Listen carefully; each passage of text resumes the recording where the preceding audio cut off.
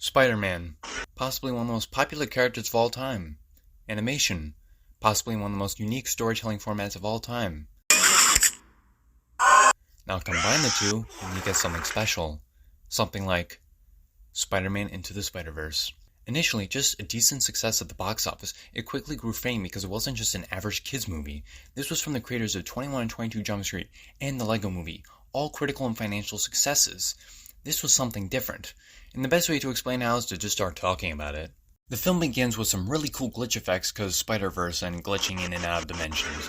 Already the music is great and the quality is set. Skip some spider stuff and some cool shots later, the film really starts, where we get an intro from Miles Spider-Verse Spider-Man, who gets meta with the whole Spider-Man 3 dance scene. It's pretty funny and meta in a good way as we see a prideful version of Spider-Man. Basically the one who's gotten everything in his favor, bar the aforementioned Spider-Man 3 dance, which I guess means this has some similarities to the Tobey Maguire version, but ended up in a more positive way considering MJ didn't flip-flop between leaving or loving him. We cut to Miles singing to a song. Now this is kind of small, but I like how he doesn't know all the words and hums to it like it's really relatable when he's in the moment, and his dad shouts. His reaction feels realistic and awkward in a good way. Already love this dude. Miles gets ready for school and leaves, and starts putting some stickers on things before tripping in front of his dad's police car. His dad then drives him to his new school since he won something, like the lottery or whatever, and ends up making a bad first impression, but not before Miles' dad, Davis, sets up how different his belief and morals are from Spider-Man, as he doesn't believe he's actually helping. Hell, even the first impression gag also sets up something with his dad. The relationship and how strained it is with Miles just kind of nonchalant with everything, including his dad saying how he loves him, thus leading to the gag. It's all very well set up.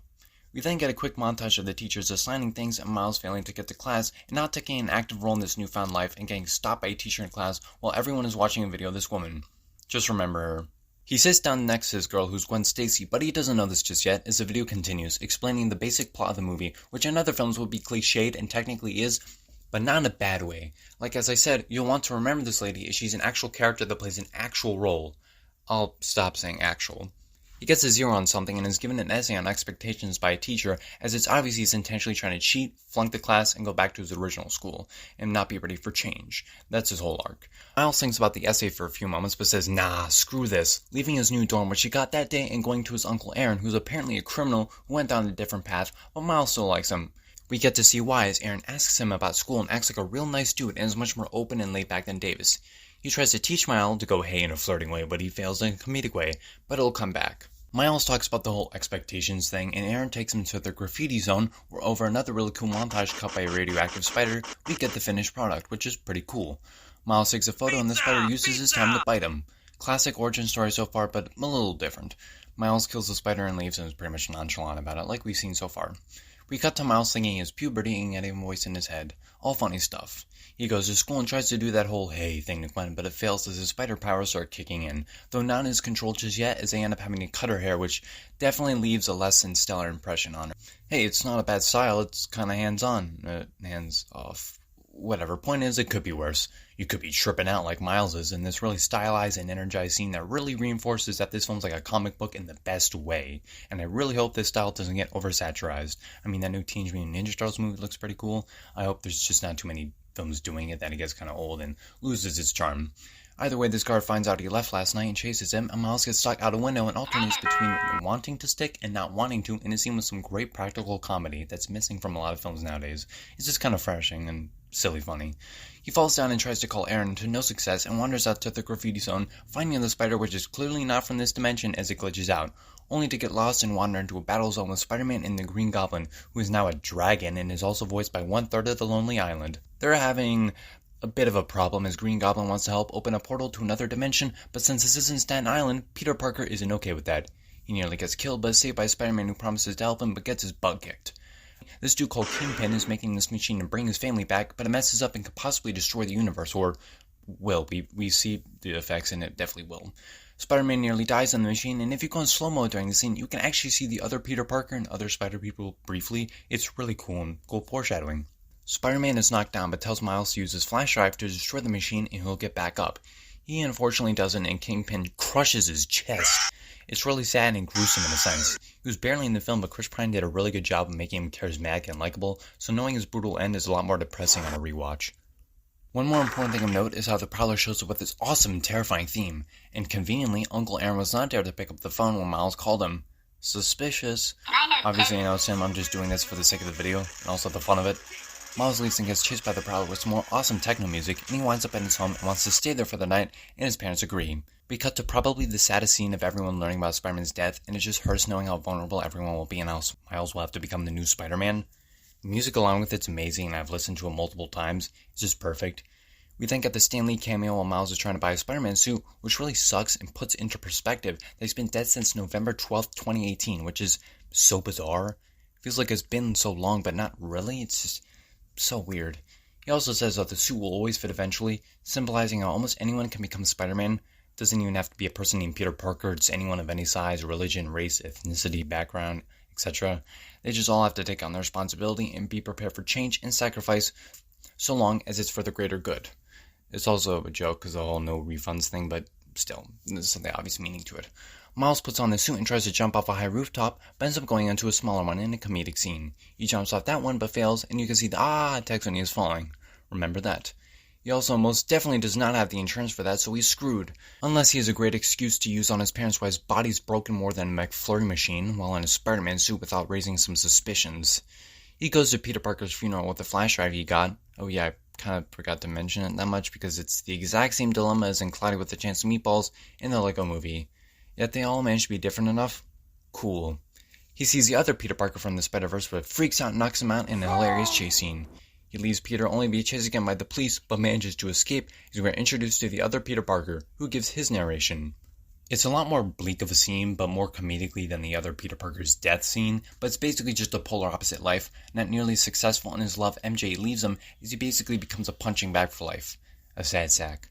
He gets teleported to Earth shortly after other Peter Parker's death and sees how Robert Rodriguez and Edgar Wright must have teamed up for the ultimate horror movie, From Dusk Till Dawn. Speaking of which, these fake posters are great. They feel actually real and like funny parodies of real-world companies and movies, and they're clever and just something to look at the background on a second watch or second rewatch or whatever. Just even on the first watch, it's still pretty cool. Peter wakes up and is tied up, and Miles questions him but gets most of it wrong, then perfectly guesses what's going on here. Peter gets out of his ropes and tries to escape, but he glitches out like the title card and falls. Oh, he's also just kind of a dick to Miles, hiding it under the guise of making him being a better Spider-Man. Basically, all the hardships he's gone through has made him less approachable and more cynical. He even just leaves after being told that the Super Collider works, everyone will die. Although he, of course, comes back to teach him. First stop is a Dino Spider-Man. I get he's Peter Parker, but just for the sake of it, I'll call him Peter B. Parker, because he's the second Peter, and also that's the actual name they give him. But I guess they're all Peter B. Parker. I forget. I'm calling him Peter B. Parker. And he gives him some advice. Disinfect the mask. You're going to want to use baby powder in the soup, heavier on the joints. You don't want any chafing, right? The thing is, that's not bad advice, technically. The physics of swinging around a Spider-Man has got to be tiresome as hell in the body after a while. Although it's clear Peter P. Parker is half-assing it and not giving him the advice he truly needs, but still. Miles searches up the Alchemax lab and they take a bus to it and make a plan. Oh, Miles breaks a rock, meaning that since later he can't absolutely destroy Kingpin, that means that scientifically he's stronger than a rock. Yeah, that checks out, I guess. Not even being sarcastic, dude is so huge I'm surprised his arteries didn't blow themselves up. Then again, he probably scared them into unclogging each other. Dude's either nattier than Arnold Schwarzenegger or he's faker than Liver King. You place your bets. We then see where the head scientist who was on that video earlier is. Don't worry, her name will be revealed later. She says to Kingpin if they fire that machine again, there will be a black hole under Brooklyn as the others get inside the room when Kingpin and the lady scientist leave, but Miles gets stuck on a light. He tries to calm himself by singing and falls and somehow turns invisible. The scientist comes back and sees Peter and says how he should be dead and does some tests on him before revealing she's Dr. Octavius in a really cool reveal. Which actually does have some build-up, but yeah. Miles leaves with the hacked computer while Peter fights her as we see Gwen works here too. Reunion, yay! Miles tries swinging away, but of course fails, but we get some brief but actually helpful instructions from Peter B. Parker as he ends up doing it, but gets help from Gwen, aka Ghost Spider. But I'll stick with Gwen, because that's better. We get her backstory, which is also kind of a reversal of the Amazing Spider-Man, saving her dad instead of him dying from the Goomba from Super Mario Bros. Actually defeating said Goomba. Well, I know it's a lizard, but whatever.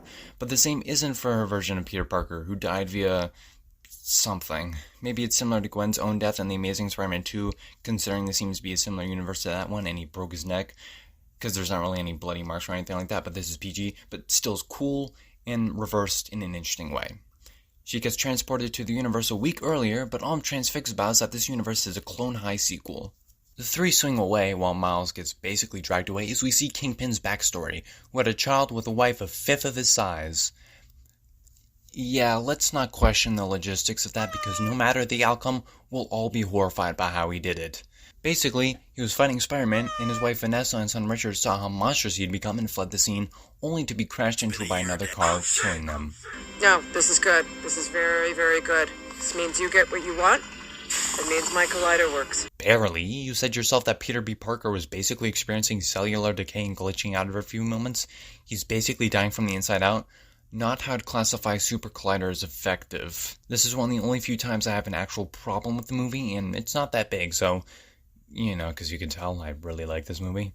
They get to a house, and out comes Aunt May, because it turns out she knows Peter and Gwen's story about the whole Spider-Verse thing. She takes them to her secret hideout, and out comes Spider-Noir, Penny Parker, and Peter Porker. We get great introductions to these characters that are honestly really unique and funny. Hell, even Nicolas Cage is in the movie as Spider-Noir, who fights Nazis and apparently got his powers from a spider god after his uncle got eaten by a cannibal vulture. Damn, what the hell? I also kind of forgot how long it took for them to come in, yet they managed to quickly become favorites. Speaks to how good the writing is. They use every single second and frame. They try to figure out what he can do, but he can't do much on command and doesn't know much. Thus, he leaves to call Uncle Aaron, only to get ambushed by the Prowler. We get a legitimately scary scene while Miles is hiding from him, as it turns out Uncle Aaron is actually Prowler in a really good reveal. Miles leaves and the Prowler chases after him until he loses him, and Miles ends up in Aunt May's house, and the gang of spider people asks if he was followed, and it turns out he was. Doc Ock, this guy named Tombstone, this guy named Scorpion, who, by the way, speaks Spanish, and the Prowler. They get into a fight, and Prowler sees Miles with the flash drive and chases him while Miles' father gets a call from another officer. Miles and Prowler end up on Aunt May's roof, and Prowler has Miles about to be killed, and Kingpin is right there, yet Miles takes off his mask. Prowler, who I'll just call Uncle Aaron from now off, takes off his mask and lets him go. Shit's obviously gone wrong, and Kingpin decides to try and salvage the situation, but seeing how Aaron creased a fellow homie's Jordans, he has no other option than to fucking kill him. While I'm joking, this is a legitimately heartbreaking death. While Uncle Aaron was not in the film for that much, and in a lesser movie this would just be whatever, this film made you understand their bond in a few short minutes.